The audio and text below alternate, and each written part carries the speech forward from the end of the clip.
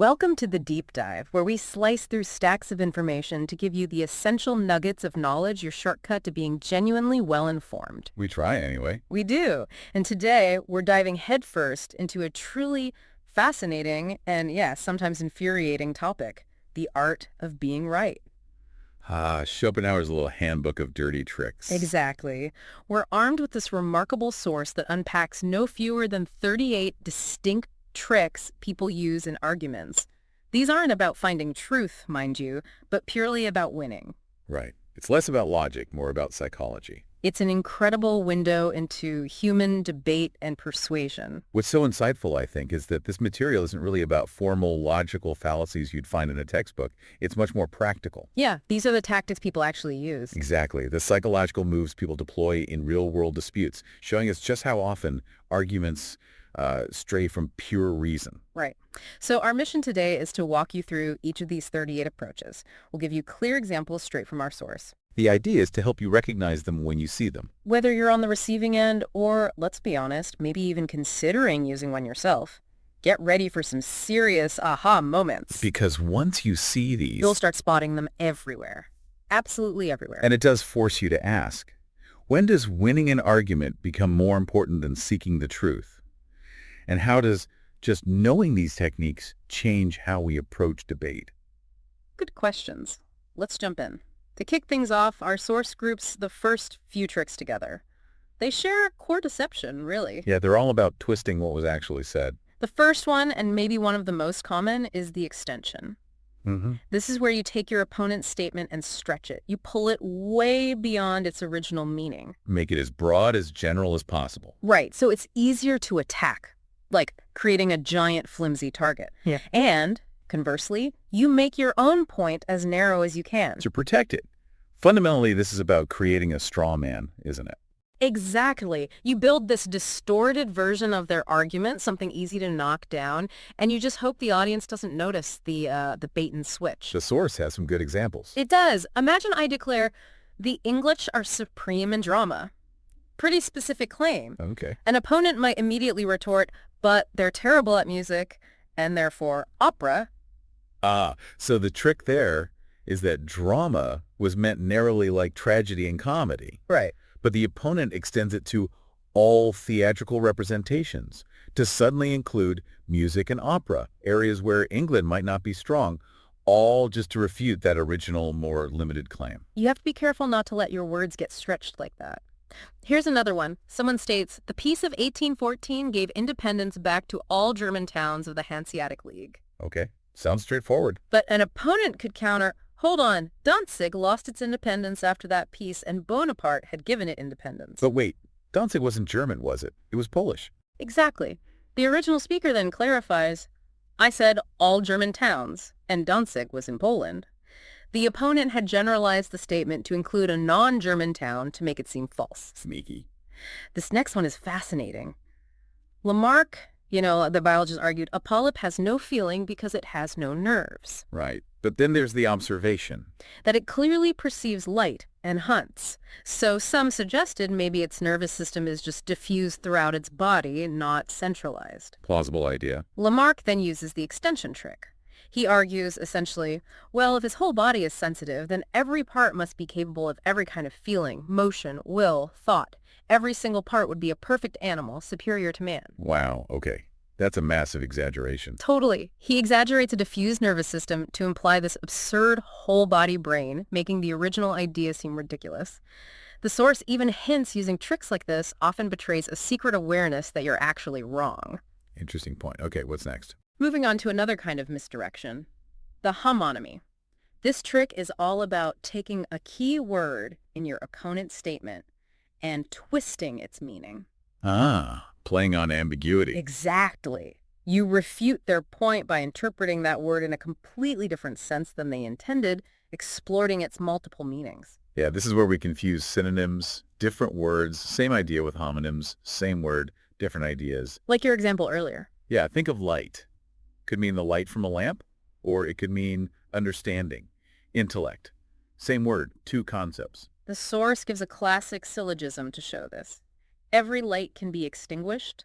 The intellect is a light, therefore the intellect can be extinguished. Right. It's obvious there because light is used literally and metaphorically, but it gets much more subtle when the meanings are closer. Okay, like how? Well, imagine someone says, you are not yet initiated into the mysteries of Kantian philosophy. All right, meaning the complexities, the deep ideas. But an opponent might jump in with, oh, if it's mysteries you're talking about, I'll have nothing to do with them. Shifting it. Exactly. Shifting mysteries from complex concepts to something, occult or secretive, just to dismiss it easily. Got it.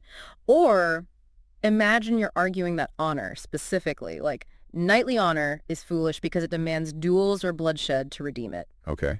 You argue true honor comes from what you do, not what happens to you. Makes sense. But an opponent might attack by talking about a tradesman's honor, meaning their reputation, their good name. Which is harmed by what they suffer, like libel. Right. So they confuse these two very different ideas of honor to refute your point about knightly honor, even though your original point was perfectly valid in its own context. So extension stretches the meaning, homonymy switches the meaning. What's the third one in this group? The third is to generalize your opponent's specific statements, basically treating them as absolute claims when they weren't meant that way. Taking something relative and making it universal. Exactly. You take something said in a specific context and pretend it was meant as a general, absolute rule, then you knock down that version. Aristotle's example was the Moor being black, but having white teeth. You can't say they're entirely black. That's the obvious version. But the subtle form is more dangerous. Definitely. So, give me an example. Okay, say I praise the quietists for their conduct, their actions as people. Then, maybe later, I criticize Hegel's writings, his theories, as mostly nonsense. Two separate judgments. Right. But an opponent could jump in with an argumentum ad hominem attacking me, basically saying, aha, you just praised the quietists, and they wrote nonsense too. So they're conflating your praise of conduct with an endorsement of theory. Precisely. The counter is to clarify, no, I praised the quietists for their practice, and I criticized Hegel for his theory. The opponent wrongly generalized, praising. It's striking, isn't it? All three tricks, extension, homonymy, generalization, rely on attacking something different from what was actually asserted. Our source calls it ignoratio elenchi. Ignoring the actual point of refutation, you're basically dodging the real argument. Okay, let's shift gears slightly. Now we look at tactics involving how you structure your argument. The first one here is pretty sneaky. Conceal your game. The Socratic method, but weaponized. Kind of. To stop your opponent seeing where you're going, you introduce your premises slowly, one by one. You mix them into the conversation subtly, out of order. You might even introduce the premises of your premises, building it layer by layer. Yeah. The idea is to get all the necessary admissions locked down before your opponent realizes the conclusion you're aiming for. Makes it much harder for them to backtrack or object once you reveal the final point. Aristotle talks about this in the Topica. Right. Now, what if your opponent is sharp and they won't admit your true premises because they see where you're heading? Then you might use false propositions. Or arguing ex concessus. Meaning You argue from what they have conceded or what they already believe, even if it's false.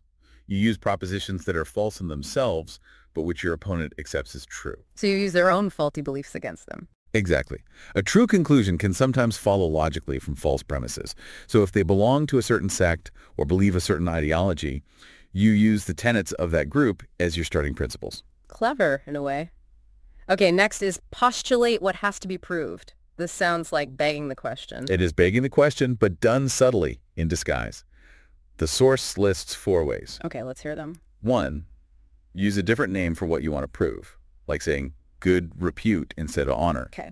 2, make a broad general assumption that just happens to cover the specific point you're debating, like saying all human knowledge is uncertain to argue that medicine is uncertain. Oh, I got it. 3, if 2 things follow from each other, assume one is true to prove the other. Circular. And 4, if you want to prove a general rule, get your opponent to agree to every single specific instance of it first. It's deceptive because you're basically smuggling your conclusion into the setup. Precisely. Yeah. Camouflaging the assumption so it's hard to spot the flaw. All right, moving on to yield admissions through questions. This is the erotomatic method.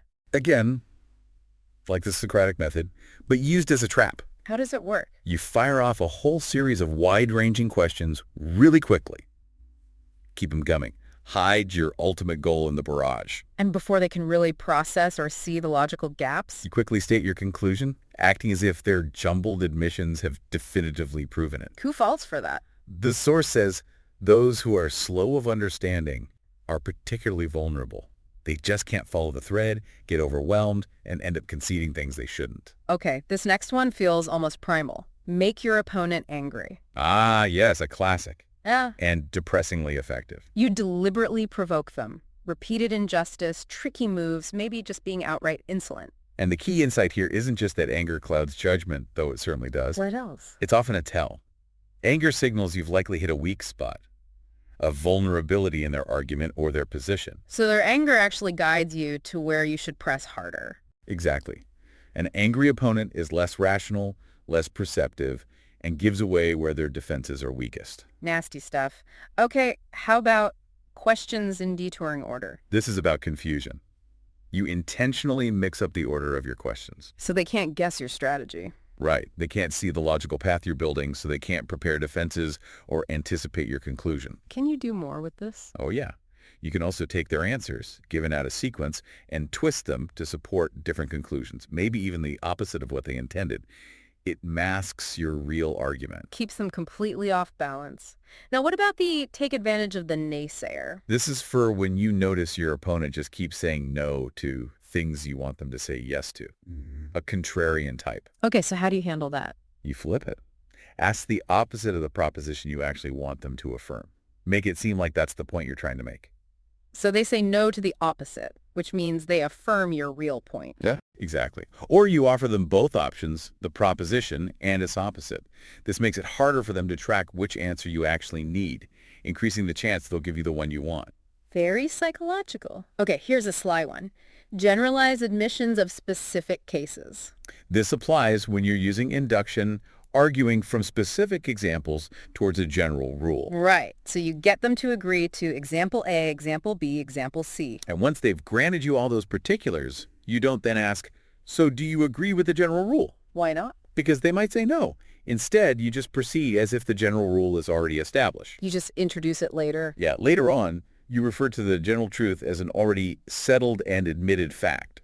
The audience, remembering all the specific agreements, will likely assume the general point was conceded too. And the opponent might even believe it themselves. It happens. They lose track. Okay, this next one is subtle, but wow, it's powerful. Choose metaphors favorable to your proposition. Oh, this is huge. And often done unconsciously, I think. How does it work? When you're describing something, maybe something without a precise name, or even if it has one, You pick a word, a metaphor, a label that already frames it in the way you want it perceived. the source calls it a subtle petitio principii. Basically, subtly begging the question again.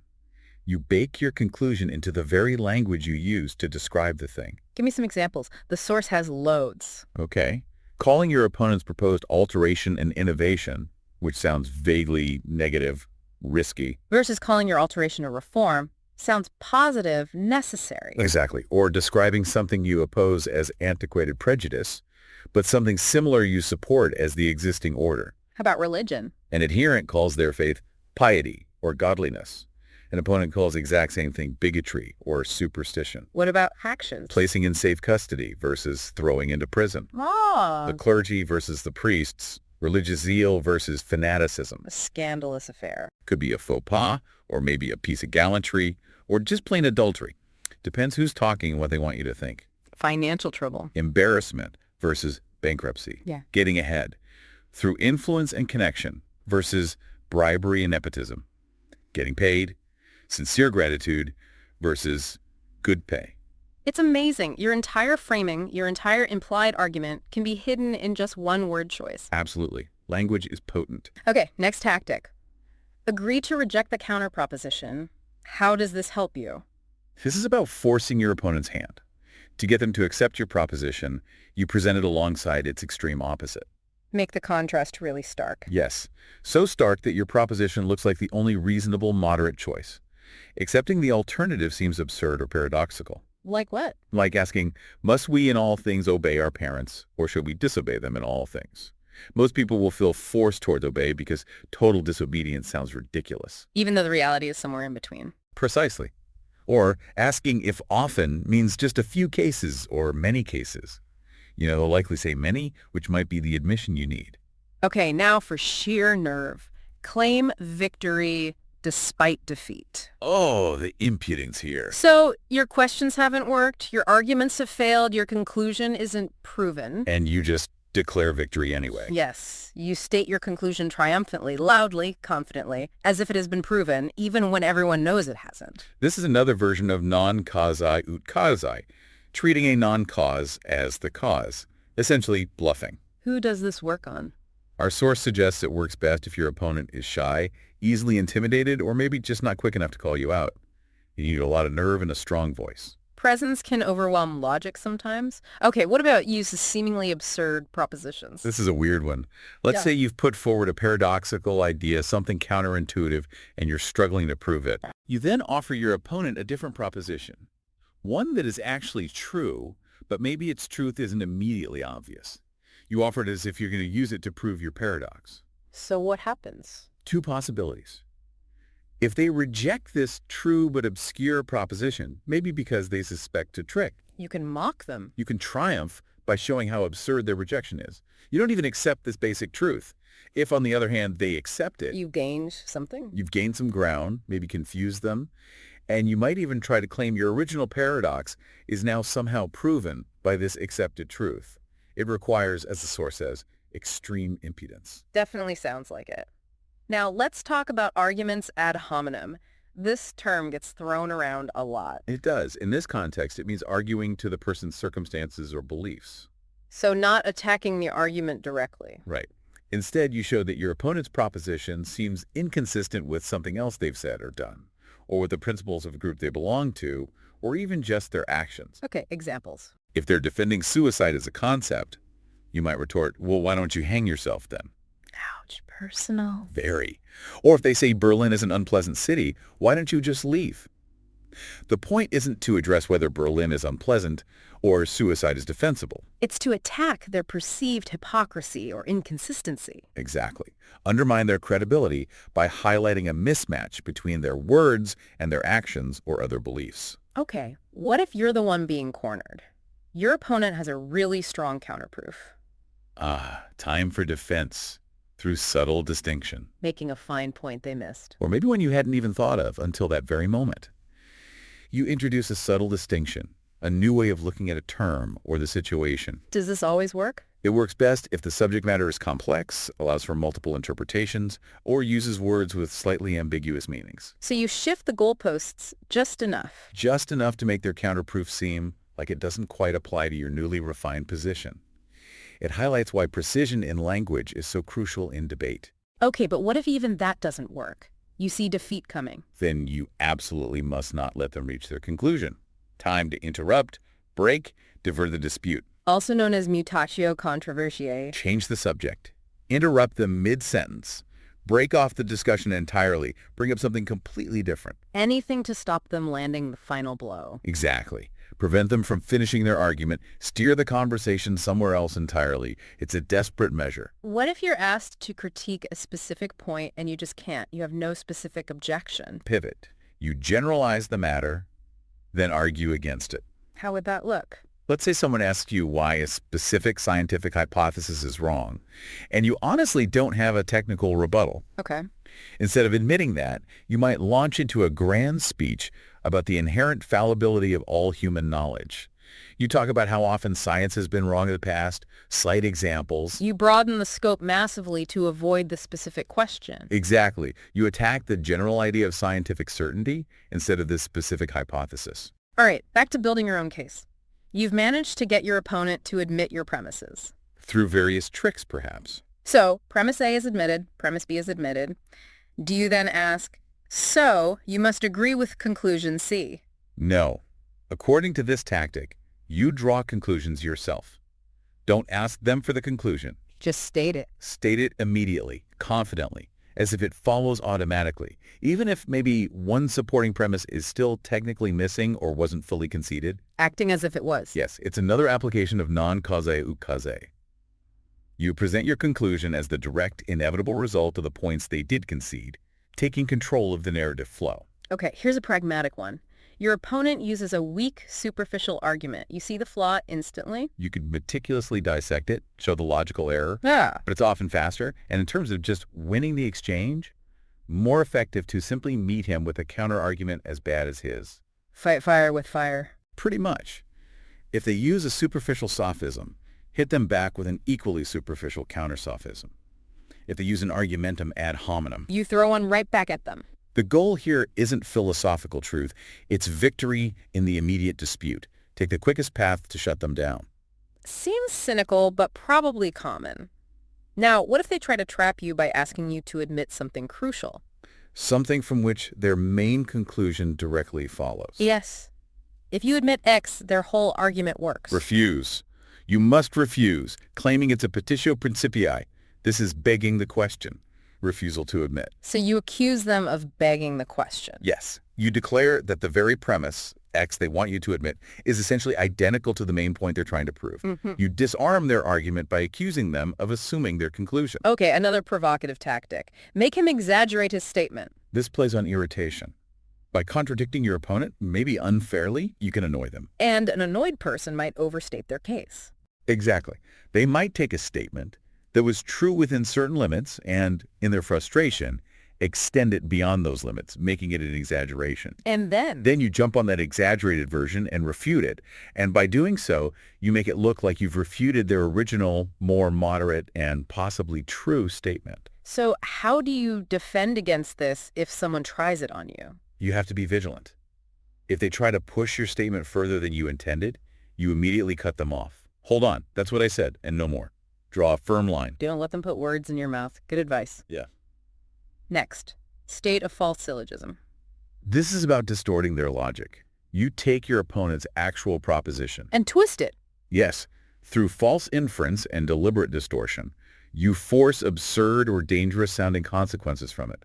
Consequences they never intended and that don't actually follow logically. What's the fact? It makes their original, perhaps reasonable statement appear inconsistent or aligned with some horrible idea or contradictory to known truths. It indirectly refutes their point by making it seem ridiculous or dangerous. It's another form of diversion. Okay, let's talk about proof and disproof. Proving something universally often takes lots of examples, right? Induction or epigage. This building up evidence. But disproving a universal claim epigage can be much simpler. You only need find one instance to the contrary. This is the instantia. The single counterexample, like the classic, all ruminants, cud-chewing animals, are horned. Seems plausible. Cows, goats, deer. But then there's the camel, a ruminant but no horns. That one instance overturns the universal rule. So a single counterexample can be powerful, but the source warns you need to be careful if someone uses this against you. Absolutely. 3 crucial checks. First, is the supposed counterexample even real or accurate? Is it just an anecdote, a rumor, a miracle story? Okay, check the facts. Second, Does the example truly fall under the category defined by your statement? Or does it only appear to? Is there a subtle difference? check the classification. And third, Is the example really inconsistent with your statement? Or is the inconsistency only superficial? Maybe there's an explanation or a nuance. so you have to rigorously examine that single supposed counterexample before conceding. Don't just accept it. Never just accept it. Scrutinize it. Okay, this next one sounds satisfying. Turn the tables, or retorsio argumenti. Oh, it's a brilliant move when you can pull it off. You take the argument your opponent just used against you and you flip it right back on them. How? Give me the example. Okay, opponent says, so-and-so is just a child. You must make allowances for him. Be lenient. Okay, seems reasonable. You retort, precisely because he is a child, I must correct him firmly now. Otherwise, he'll just persist in these bad habits as he gets older. Ah! You use their exact premise, he is a child, to support the opposite conclusion. Therefore, correct him. Exactly. You turn their own logic against them. Very neat. Here's another one that relies on observation. Anger indicates a weak point. We touched on making them angry earlier. Right, but this is about noticing when they get angry, seemingly out of proportion to your argument. If one of your points makes them surprisingly furious, What should you do? press that point with enthusiasm for 2 reasons. 1. Their anger clouds their judgment, puts them at a disadvantage. And 2, more importantly, Their strong emotional reaction strongly suggests you've accidentally stumbled upon a real weak spot in their reasoning or position. Like hitting a raw nerve. Exactly. Their anger is a signal, maybe even one they're not consciously aware of, that you've found a vulnerability. So you should definitely explore that area further. Okay, this next one is tailored for a specific situation. Arguing in front of an audience, especially non-experts. Persuade the audience, not the opponent, or add auditors. Yes, this is about playing to the gallery. Particularly useful if your actual opponent is an expert, but the audience isn't. How does it work? You make an objection to the expert's point that sounds plausible and damaging to a layperson, but which you know and the expert knows is actually invalid for technical reasons. So the expert knows you're wrong. But the audience doesn't. They just hear a seemingly smart objection that the expert struggles to quickly refute in simple terms. So in the audience's eyes, you win the point. Give me the example from the source. An expert states that granite formed deep underground at, say, 480 degrees Fahrenheit when the ocean was above it. Okay. You jump in and say, that's impossible. Water boils at 212 degrees Fahrenheit. The sea would have boiled away. And the audience laughs, thinking you've caught the expert in a blunder. Exactly. Now, for the expert to refute you properly, they'd have to give a mini lecture on how immense pressure raises the boiling point of water significantly. Which the audience probably doesn't want to hear. Right, they lose interest. So your superficially clever but wrong objection carries the day with the audience, even though the expert knows it's nonsense. Very tricky. Okay, what if things are going really badly? You're clearly losing the argument on its merits. Time for another diversion. Change the subject entirely. But didn't we cover that with mutatio controversiae? This is similar, but perhaps even more brazen. You abruptly switch to something else, maybe pretending it's somehow related, or constitutes an argument against your opponent, even when it's completely irrelevant. Just a total non sequitur. It can be. The source gives an example. Someone is winning an argument praising China's merit-based civil service system. The opponent, losing, suddenly diverts by complaining bitterly about Chinese punishments like the bastonado or how they drink tea. Completely unrelated. Totally. It's a desperate attempt to derail the actual argument. The source compares it to the Roman general Scipio attacking Carthage over in Africa instead of facing Hannibal directly in Italy. Yeah. Shift the battlefield entirely. Okay, this next one must be one of the most common tricks in the book. Appeal to authority rather than reason. The argumentum ad verecundiam. Oh, absolutely everywhere. Instead of using logic or evidence, you just cite an authority figure or a respected source. Because, as Seneca said, every man prefers belief to the exercise of judgment. It's easier to trust an authority than to think for yourself.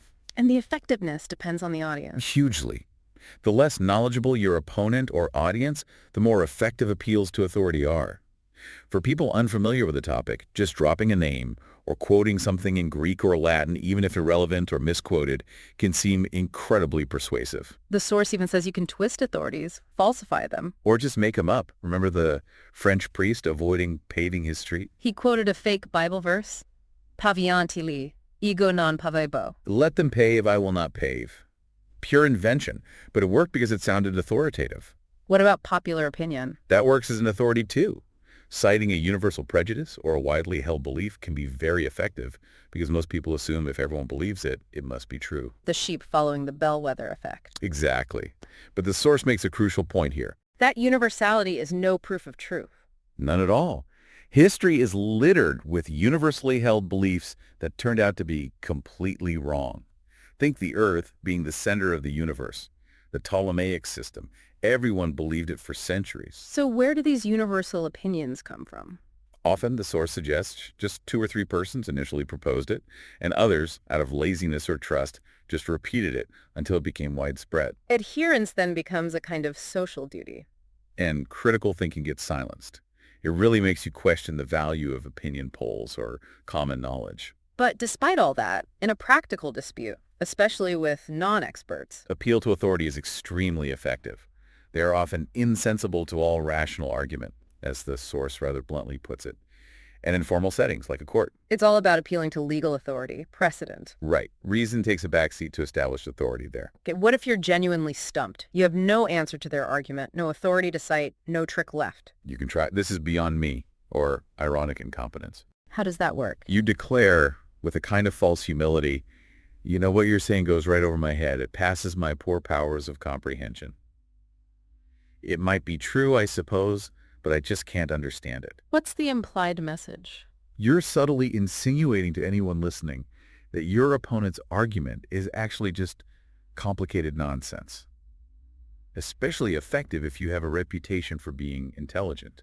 The source mentions Kant's critique. Yeah, when it first came out, apparently many established professors couldn't grasp it, so they used this trick, oh, it's too profound for me. Until a younger generation came along who did understand it, proving the old guard weren't being ironic, they just genuinely didn't get it. So how do you counter this trick if someone uses it on you? You have to be polite but persistent. Say something like, oh, with your sharp intellect, it must simply be my poor explanation that's at fault. Let me try again. And then you explain it clearly, maybe simply. Explain it so clearly and simply that they cannot fail to understand it unless they are genuinely foolish. You force them to acknowledge comprehension, thereby exposing their earlier ploy. Nice. Okay, next. Put his thesis into some odious category. Guilt by association, basically. A very quick way to dismiss an argument without engaging with it. How do you do it? You take your opponent's assertion and you quickly label it as belonging to some generally disliked or discredited group or Dickensianism, even if the connection is tenuous or just superficial. You just slap a negative label on it. Right. You say, oh, that's just negative category. Yeah. Implying you've heard it all before, and that entire category has already been thoroughly refuted. Give me some of those labels. The source lists plenty. That's Manichaeism, that's Arianism, Pelagianism, Idealism, Spinozism, Pantheism, Brownianism, Naturalism, Atheism, Rationalism, Spiritualism, Mysticism. Basically, any Enishism that carries negative connotations for the audience can be weaponized this way. Absolutely. Dismissal by categorization. Okay, here's a phrase you hear sometimes. It applies in theory, but not in practice. Is that a valid argument? According to Schopenhauer, no. It's a sophism. It admits the premises, the theory, but denies the conclusion, its practical application, which is illogical. Why illogical? Because, the argument goes, if something is truly right in theory, it must work in practice. If it doesn't work in practice. It means the theory itself was flawed. Exactly. There was some factor overlooked, some incorrect assumption in the theory itself. So if it's genuinely wrong in practice, it was also wrong in theory. The phrase is just a way to avoid conceding a point you know is theoretically sound. Got it. Now, back to reading your opponent. What if you ask a question and they dodge it? They give an indirect answer, ask a counter question, or just change the subject. Yeah. What does that signal? It's a sure sign you've hit a weak spot, a sensitive point. This means you absolutely must end filler. Don't let them off the hook. Even if you're not sure why it's weak. Especially then. Their evasion confirms its importance. You must press that exact point relentlessly. Don't let them wriggle away. Keep asking the question. Keep bringing the argument back to that specific point until you get a straight answer or expose their inability to give one. Okay, this next trick is described as incredibly powerful, maybe the most powerful. Will is more effective than insight. The argumentum ab utile. Yes, appealing to utility or self-interest. Instead of trying to convince your opponent's intellect with reason. You target their will, their motivations, their interests. Exactly. As the source puts it, sometimes brutally, half an ounce of will is more effective than 100 weight of insight and intelligence. Why is it so effective? Because if you can show that an opinion your opponent holds is actually damaging to their own interests, their job, their income, their reputation, their group affiliation, they will often drop that opinion like a hot potato, regardless of whether it's true or not. Self-preservation trumps logic. Give the examples. Okay, first, a clergyman is defending some philosophical dogma. You cleverly show him how that particular dogma actually contradicts a fundamental doctrine of his own church. What happens? He will almost certainly abandon the dogma instantly. His interest, his position within the church, his faith community, maybe his livelihood is threatened. His will to remain consistent with the church overrides his intellectual commitment to the dogma. Powerful. The second example. A wealthy landowner is praising the benefits of machinery in agriculture, how it saves labor, increases efficiency. Seems reasonable. You then subtly suggest that the logical next step, maybe steam-powered carriages or tractors, will soon make his extremely valuable stable of fine horses completely worthless. You target his personal assets. And you'll likely see his enthusiasm for machinery suddenly evaporates. His financial self-interest in his horses outweighs his theoretical belief in mechanization. This trick, the source says, is like taking the tree by its root. Undermining their motivation. And if the audience shares that interest? They'll likely side with you immediately. Not because your argument is better, but because their own interests align with your conclusion. Conviction follows utility. Scary stuff. Okay, what about just confusing people? Bewilder your opponent by mere bombast. Using big words, complicated sentences, learned-sounding jargon, essentially just impressive-sounding nonsense. Why would that work? Because most people assume that if someone is using complex language, there must be some profound meaning behind it, even if they, the listener, don't understand it. They feel inadequate, maybe. Yeah, or they're just used to hearing things they don't fully grasp and assuming it's their fault. The source quotes Goethe. Man usually believes, if he only hears words, that there must be something to think about. So you can just overwhelm them with pseudo-intellectual babble. Pretty much. Impose upon them through sheer verbal complexity. The source dryly notes this has been used by philosophers with brilliant success. I can imagine. Okay, nearly there. Yeah. What if your opponent is actually right overall, but they make a mistake in their reasoning? A faulty proof refutes his whole position. This is opportunistic.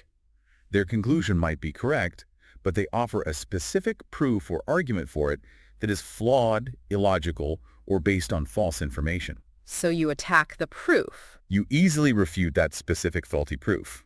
But then, you take the leap. You claim that refuting the proof means you've refuted their entire position. Exactly. It's sneaky. It's technically an argumentum ad hominem attacking how they argued, but you present it as an argumentum ad rem, an attack on the issue itself. And if they can't immediately offer a better proof, You claim victory. You've seemingly demolished their case by knocking down one weak pillar.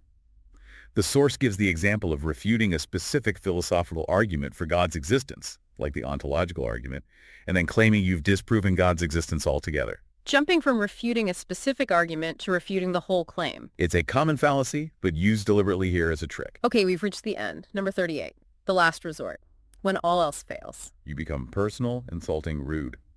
The argumentum ad personam. This is different from ad hominem. Very different. Ad hominem, as used earlier, attacks the opponent's consistency or circumstances related to the argument. Ad personam completely abandons the subject matter. And just attacks the person. Directly. With offensive, spiteful, insulting remarks about their character, intelligence, appearance, anything. It's leaving the realm of intellect entirely and descending into, as the source says, mere animalism. A complete breakdown of debate. Why is it so common? Because it requires no skill, no knowledge, no wit. Anyone can be insulting. It's the final weapon when you know you've lost the intellectual battle. And the counter move. That's the problem. It's incredibly difficult. Staying cool under personal attack is hard. Responding in kind just lowers you to their level.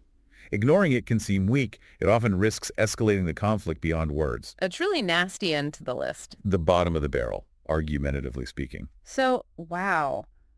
That was a tour through the dark arts of debate.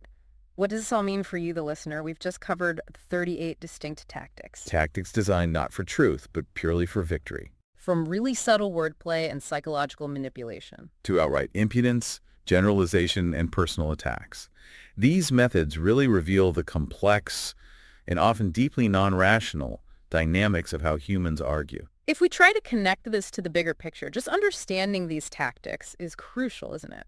Absolutely essential. It allows you to start identifying when you or people around you are using them, maybe consciously, maybe unconsciously. It sharpens your critical thinking about how an argument is being constructed, not just what the conclusion is. It gives you that extra lens to look through. Being aware of the extension or the homonymy, for example, can help you state your own points much more clearly and precisely. It helps you see through misrepresentations when others try to twist your words. Recognizing an appeal to authority or that incredibly powerful argumentum ab utile. Lets you question the underlying motivations.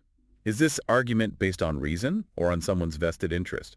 You start seeing beyond the surface claims. Which really brings us to the final question for you, our listener. Now that you've been equipped with this knowledge, this catalog of dialectical tricks, how will this awareness change things for you? How will it change the way you engage in discussions, the way you consume news or social media, even just how you navigate casual conversations day to day? Will you find yourself being more discerning, more critical? Or perhaps just more aware, maybe even slightly cynical about the argumentative games being played all around us. Something to think about. That's it for this deep dive. We hope you feel far more well-informed and definitely better prepared to navigate the nuanced and sometimes treacherous art of being right.